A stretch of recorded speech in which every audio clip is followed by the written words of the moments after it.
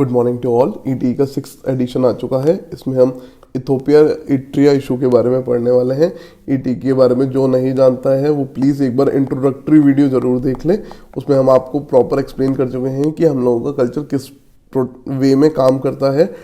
ET में सबसे ज़्यादा इंपॉर्टेंस है कलर की, ऑल्दो ये यहाँ मेंशन है, बट अगर आप इंट्रोडक्टरी वीडियो में देखते हैं तो आपको ज़्यादा इजीली समझ में आएगा और आप अच्छे से यूज़ कर पाएंगे इन कलर्स को अपने एग्जामिनेशन में। आज ईटी का जब सेकंड पेज रहता है उसमें हम इशू नंबर मेंशन करते हैं और डेट मेंशन करते हैं, जिससे आपको लाइन वाइज लगाने में आसानी रहे। इसमें टॉपिक है आज का history of Ethiopia Eritrea crisis and their recent developments. ठीक है, ये काफ़ी फेमस टॉपिक रहा है, मैं आपको नीचे बताऊंगा। ये वाला इशू जो है रेलेवेंट है यूपीएससी, स्टेट पीसीएस, क्लैट और सारे एग्जाम्स के लिए। एसएससी वगैरह में भी इसकी कैपिटल वगैरह पूछ ली जाती हैं कि किस जगह लाई करता है ये रीजन। नोट फ्रॉम एडिटर, एक ये बहुत इंपॉर्टेंट चीज़ है जिसमें यहाँ पे मैं आपको बताता हूँ कि ये वाला जो आज का आर्टिकल है ये आपको कैसे कौन कौन से एग्जाम में कहाँ कैसे काम आ सकता है और किस तरह से आप इसे इफेक्टिवली यूज़ कर सकते हो हमारे एग्जामिनेशन में। स्टार्ट करते हैं अपना आर्टिकल यहाँ से। इथोपिया इट्रिया की बात आती है तुरंत हमें एक नाम याद आता है, एबी अहमद का, जिनको 2019 में नोबेल प्राइज मिला था। नोबेल प्राइज की आयरनी हमने 2-3 बार से देख रखी है कि जहाँ जिनको नोबेल प्राइज मिलता है वहाँ पे कुछ टाइम तक के लिए तो शांति रहती है, कुछ टाइम तक के लिए तो पीस रहता है, बट वहाँ पे फिर से जो माहौल होता है चेंज हो जाता है। जैसे इसका एक और एग्जांपल कहाँ हम याद कर सकते हैं, म्यांमार में उनकी ऑंग सान सू की को नोबेल प्राइज मिला। At the end of the day वहाँ क्या हो चुका है, वहाँ पे मिलिट्री कूप हो चुका है। ठीक है, सेम ईयर यहाँ पे हुआ कि 2018 में इन्हें शांति कराई इरिट्रिया के संग अपनी, और उसके बाद इनका दोबारा से वहाँ पे पिछले साल से 2020 से कॉन्फ्लिक्ट स्टार्ट हो चुके। लाओ पढ़ लेते हैं कि पहले वॉर क्यों हुआ था इरिट्रिया के बीच में, शांति कैसे हुई और फिर दोबारा क्यों हुआ। तो ठीक है, यहाँ से स्टार्ट करते हैं कि why there are arm clashes in Ethiopia और Tigray, what is means for Horn for Africa. History में जाना पड़ेगा यार, जब भी किसी कॉन्सेप्ट को समझते हैं तो हमें उसकी हिस्ट्री पूरी आनी चाहिए। हिस्ट्री बताती है कि Eritrea Ethiopia war was a conflict that took place between Ethiopia and Eritrea from May 1919 to June 2000 तक चला था ये वॉर। इनका जो फाइनल पीस एग्रीड हुई है वो 2018 में आके हुई। इसमें कितनी कैजुअलिटीज हुई थी कि 1 लाख कैजुअलिटीज हुई थी and conflict ultimately led to the minor border changes. जो कॉन्फ्लिक्ट सेटल हुआ फाइनली उसमें खाली माइनर बॉर्डर चेंजेस हुए थ्रू फाइनल बाइंडिंग ऑर्डर। किसके ऑर्डर से? इंटरनेशनल कोर्ट ऑफ आर्बिट्रेशन को। ये कहां पर है याद रख लेना, ये हेग नीदरलैंड में है। ठीक है,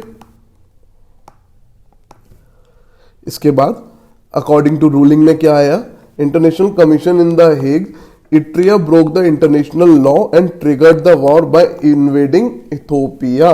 कि किसने तोड़ा था ये लॉ? इट्रिया ने तोड़ा था। Ice international commission of Hague के अकॉर्डिंग, एंड इन्वेड किसको कर दिया था? इथोपिया को कर दिया था। ठीक है, तो at the end of the war Ethiopia held all the disputed territory and had advanced into Eritrea, and वहां पे जो मेन डिस्प्यूटेड टेरिटरी थी उसका नाम था बाडमे। ठीक है, जो इनका कॉन्फ्लिक्ट का मेन रीजन था। ऑन 5 जून 2018 को क्या हुआ? The ruling कोalition of Ethiopian People's Revolutionary Democratic Front, headed by Prime Minister Abiy Ahmed, agreed to fully implement the peace treaty signed in Eritrea in 2000 with peace declaration by both parties in July 2018. ठीक है, ये article कब आया है? हम लोगों ने आज सीधे डेट मेंशन करी है जिससे आपको टाइमलाइन मेंशन हो पाए। तो ये आर्टिकल इंडियन एक्सप्रेस में आया था, नवंबर 2020 की बात है। तो नवंबर 2020 में ये हुआ। ठीक है, नवंबर 2020 में क्या अपडेट्स शुरू हुई कि Ethiopia is on the brink of civil war आ गया था। After Ethiopian prime minister Abiy Ahmed announced on Wednesday that he had orders troop to counter an ally violent attack by arm forces in the country northern ट्रिगे region. उन्होंने कहा अच्छा ये ऐसे हो रहा है। तो भैया सबसे इंपॉर्टेंट बात कि भैया कॉन्फ्लिक्ट स्टार्ट क्यों हुआ? कॉन्फ्लिक्ट स्टार्ट क्यों हुआ? Tigray held local election. Tigray ने क्या कराया भाई, मैं तुमको सीधे शब्दों में बता देता हूँ। टिग्रे ने लोकल इलेक्शन कराए। लोकल इलेक्शन कराने के बाद देखो, सबसे कल लास्ट टाइम भी जब भी मैं आपको बता रहा था कि जब तक रिप्रेजेंटेशन नहीं मिलेगा लोगों को, उनकी से नहीं होगी। रिप्रेजेंटेशन नहीं मिलेगा तो से नहीं होगी, से नहीं होगी तो उनके लिए जो पॉलिसीज बनती हैं वो पॉलिसीज नहीं बनेंगी। यहाँ पे भी सेम ये हो रहा था कि भाई इनने क्या कराया कि टिग्रे लोकल इलेक्शन कराए in subordination of Ethiopian federal government and these elections were considered illegal by federal government, further leading to conflict with Tigray authorities.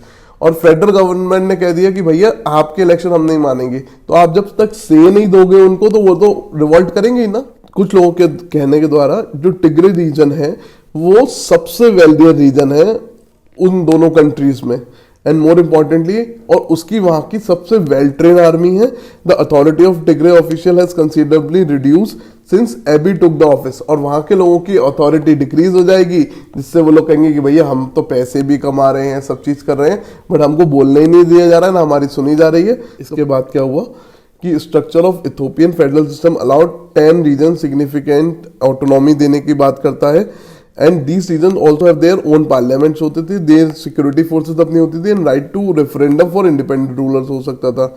तो एक रिवर्टर्स की रिपोर्ट ने बताया कि Abiy had detained, fired and reduce the importance of several Tigray officials and after since coming to power, and in which he said he was a crackdown on corruption.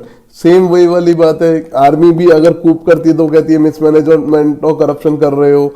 इनने भी हर किसी जो भी पॉलिटिकल पावर में आता है उसका main purpose होता है कि पावर को जितना ज्यादा कंसंट्रेट कर सकूं उतना ज्यादा कंसंट्रेट कर लूं। इनने भी ये कहा कि भैया टिग्रे के ऑफिशियल्स हैं उन पे मुझे इतना विश्वास नहीं है और ये लोग करप्शन से आए हैं, इसलिए इनको हटाया जाए। बट जो टिग्री के ऑफिशियल्स थे, उनके सपोर्टर्स थे, उनने एबे पे अपोजिशन और दबाव बनाया, और जिसकी वजह से this conflict is really a result of battle between two different political ideology.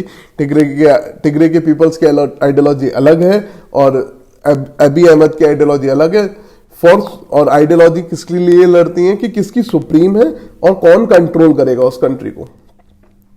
फिर भाई उस वीक में क्या हुआ था, उस वीक में क्या हुआ कि Tigray people liberation front, the ruling party in that region, had tried to, भैया प्राइम मिनिस्टर को कोई तो मौका चाहिए था, तो टिपिंग पॉइंट कहां मिला कि भैया उनने स्टील कोशिश करी कि आर्टिलरी चुरा रहे हैं और जिससे वो लोग हम पे काउंटर अटैक करना चाहते हैं। तो भैया क्या कुछ डोमेस्टिक इशू भी चल रहे हैं क्या इथोपिया में?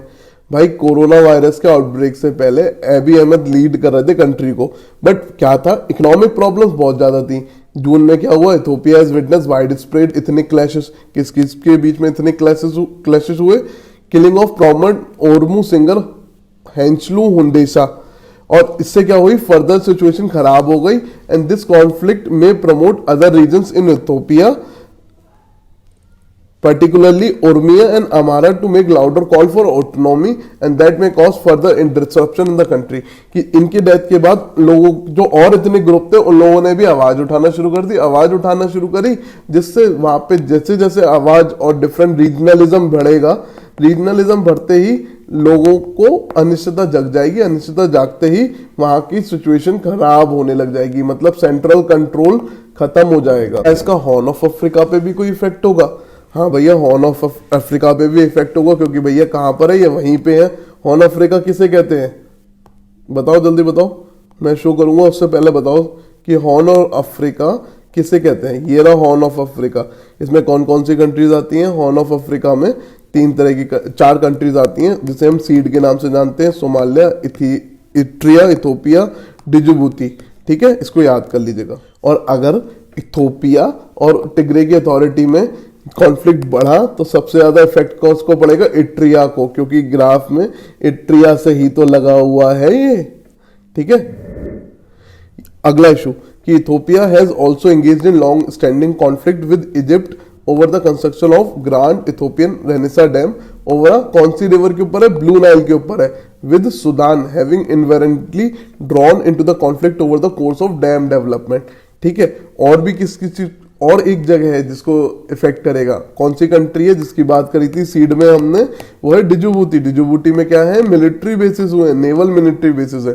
तो if the violence conflict spill outside Ethiopia border it may potentially stabilize Horn of Africa region, and US और China have several strategic military bases in that region and the closest being it Djibouti, and if these military bases were to be impacted by the disturbance in any way it may case foreign powers लेके आ जाएंगे यहाँ पे।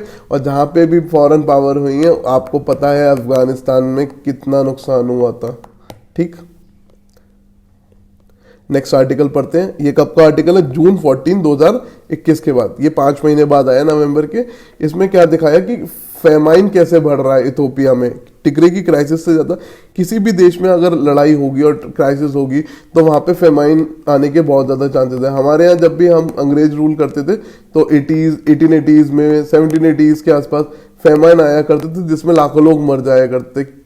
तरीका क्या होता है कि लोग जब कहीं वहां पे वॉर चल रहा होता है या फिर क्राइसिस चल रही होती है तो लोग उगाते नहीं है, कुछ लोग इसका काला बाजारी करते हैं, तो बहुत सारे ऐसे ऐसे रीजंस होते हैं जिसकी वजह से फूड क्राइसिस हो जाती है वहां पे।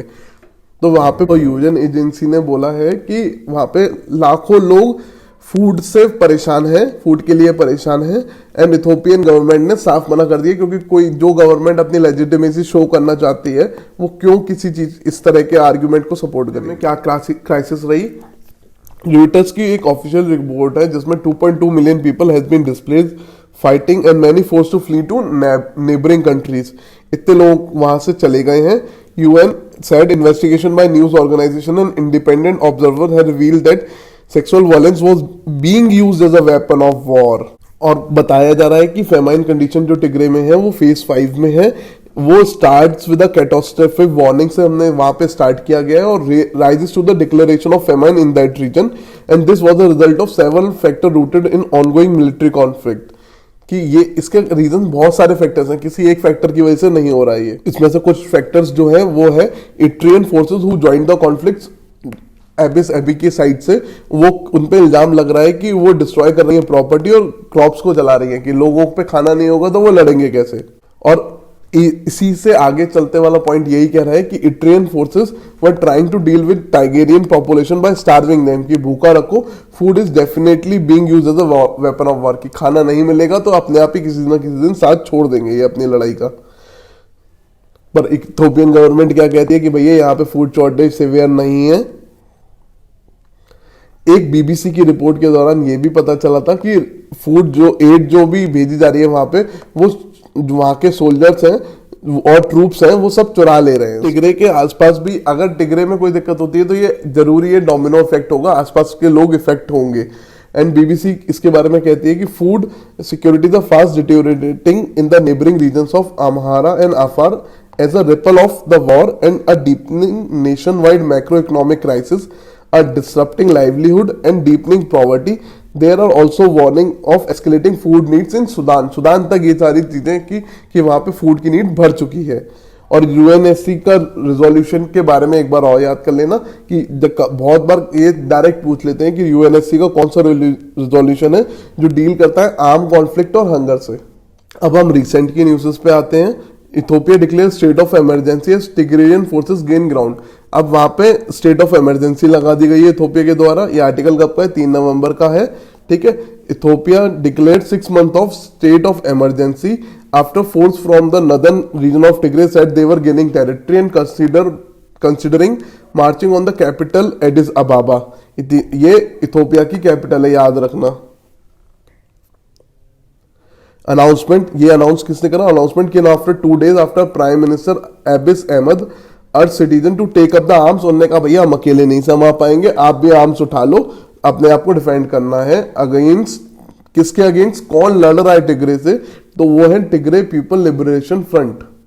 वहां के एक जस्टिस कहते हैं कि our country is facing a grave danger to his existence, sovereignty and unity and we can't dispel this danger through the usual law enforcement agency systems and procedure. कि भैया इसमें बहुत सारे रीजंस हैं, खाली हम लॉ एनफोर्समेंट पे इसको छोड़ नहीं सकते। और मंडे नाइट को क्या हुआ कि Tigrayan forces said that they had linked with, जैसे ही उन्होंने बोला कि भैया हमारा तो लिंक हो चुका है ओरोमो फोर्सेस के साथ जो also fight against central government, जो सेंट्रल गवर्नमेंट्स के अगेंस्ट फाइट कर रही हैं। अब ओरोमो कौन है? Oromo are the Ethiopia's biggest ethnic groups, many of their political leader are currently in prison. UN general secretary Antonio Guterres is extremely concerned by the latest development in Ethiopia। Last news पे आते हैं इस point से related कि ये last news 6 नवंबर को आई है। इसमें बोला है new alliance want to oust Ethiopia's PM by talk और फोर्स। जो नई अलायंस बनी है किस किस के बीच में बनी है? टिग्रे फोर्सेस के साथ और ओरोमो इथनिक ग्रुप के संग।